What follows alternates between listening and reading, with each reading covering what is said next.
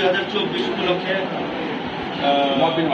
মত বিনিময় সভায় উপস্থিত আছেন সারিয়াকান্দি সুরতন মাটি ও মানুষের সন্তান সাবেক এমপি কাজী রফিকুল ইসলাম, উপস্থিত আছেন সারিয়াকান্দির সাবেক উপজেলা বিএনপির সভাপতি রেন্টু চাচা, উপস্থিত আছেন সারিয়াকান্দি পৌর বিএনপির সংগ্রামী সভাপতি সাধারণ ফনি ভাই, উপস্থিত আছেন সারিয়াকান্দি উপজেলা বিএনপির সাধারণ সম্পাদক সাবেক পল্টন ভাই, রুস্তম ভাই, পলাশ ভাই সহ আমার শ্রদ্ধেয় স্যার এবং এখানকার